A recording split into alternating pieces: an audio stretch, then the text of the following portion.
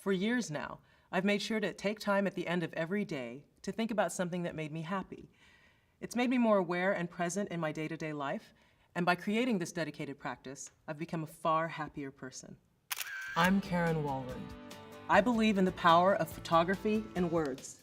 The practicing gratitude can make you joyful, that family is everything, and I am wildly convinced you're uncommonly beautiful. Welcome to the Karen Walrond Show. Ever feel like you can't be extraordinary because life's bringing you down? Well, today we're talking about how to start a gratitude practice and learn to see the beauty in our lives. Joining me is CafeMom member Tara, who has a 14-year-old son. Welcome, Tara. Thank you. It's lovely to have you here. It's so good to be here. So I understand you've been practicing gratitude for a while now. How did you get started? Well, when I was a little girl, my grandfather instilled positive mantras to both my sister and myself. Awesome. What does that mean? What is a positive mantra? He had this expression, it's easy and I can. And I had this tool of gratitude in my back pocket when I went through the end of an 18-year marriage. Ending an 18-year marriage, that had to be pretty devastating. How did you manage to use that to help you get through it? Well, I'm a painter, and I found myself going to the studio, and I did a body of work, paintings, that had the words thank you etched in the final layer of wet paint. And as I was painting and realizing that I was amassing this gratitude series around me, I was thinking about all the reasons why I was and am grateful for my marriage and all the gifts that came out of it, that my husband had always believed in me as a painter and had paid rent on my studio, and that we had traveled the world together, and that we had this amazing child together. Of course, yeah, that's amazing. So let's just take it back to the very basics. How do you define gratitude? What does gratitude mean for you?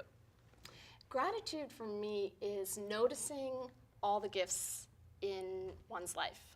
Wow. And taking stock, taking an inventory of all of these things. Yeah, you know, I totally agree with you. That's exactly what it means in my life. And I know it affects my photography. And I make sure that whenever I shoot, that I have that, I sort of come from a place of gratitude. And I think you also do a lot of photography in the same way? I do. I'll take a picture of something that I see, and I try and figure out why I'm grateful for that image. Can you give me an example of?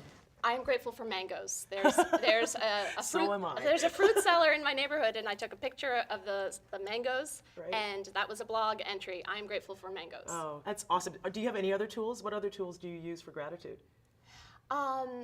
Gratitude journal, of course. I keep it by my bedside, and I try to end each day with at least 3 entries in the book.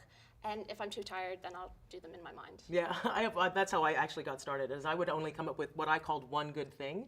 And I would just do it in my mind about 18 years ago. I was going through a very similar divorce, and as I figured as long as I could come up with one good thing at the end of the day, the next day was definitely worth living again. And that it really kind of helped me go through that. So I love that you brought up a gratitude journal, because that brings something that I really would love to share with everybody. I'm a recent convert to the convenience of using my camera phone to capture images, and it dawned on me, whenever I stop to capture a moment that is making me smile, I'm also coincidentally capturing a moment that makes me grateful. So I decided to make myself a little commitment. Once a week, I print out my favorite images that I've shot during the previous 7 days, and I glue the image into my journals. Underneath it, I also write a note about what it was about that moment that made me grateful. The result is a great little gratitude journal that I've come to really, really treasure. How often do you practice gratitude, and how often do you feel like you need to practice gratitude in order for it to be effective? Well, I say every day, and I mentioned the end of the day is a great way to process and digest the day, but it's also great as a tool in times of stress or strife. I'll use it if I'm stuck in traffic. And I'll say, I'm grateful that I have a car. I'm grateful that I have gas in the tank. And I'm grateful that I have air conditioning in my car. I'm grateful that there's a paved road in front of me. So it's a way of turning a situation around. I definitely do it at the end of the day, but in stressful situations, I love the thought of going to gratitude as a way to cope. You said you had a 14-year-old son. I do. Do you actually teach him to do this? How do you instill a gratitude practice in him? Well, it started when he was little, and at mealtime, often we would share what we were grateful for, or at the end of the day, after reading him a book, I would ask him for one thing that he was grateful for, and that I would share something as well. And I still continue to do this. You know, I do a very similar thing. I have an 8-year-old daughter, and every time I tuck her into bed, and we'll snuggle, and I always say, so what good happened to you today? Tell me what good happened to you today. And she always comes up with something, but I also like to frame it that way so that if I just say what happened to you today, that she doesn't automatically go to negative, that she gets a practice of going to the positives. Can you give me some examples of what some of the kids have said with you? Sure, anything from I'm grateful for scoring a goal at the soccer game, Right. to I'm grateful that this person sat next to me, or I'm grateful that I have this stuffed animal. Oh, that's awesome. So they really they deliver. They do. That's great. That's wonderful. I think my daughter would just say, I'm grateful for dessert, would be her big thing. Thank you so much for coming and sharing your story with me. Thank you. And thank you for joining us.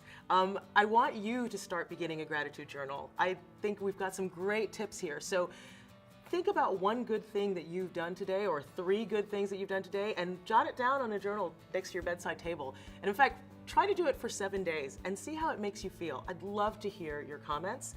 Tell me if it shifted the way you look at your life. Tell me if you start to notice beauty and gratitude more often during your day. And of course, please subscribe to CafeMom Studios on YouTube, and I'll see you next time. Stay extraordinary.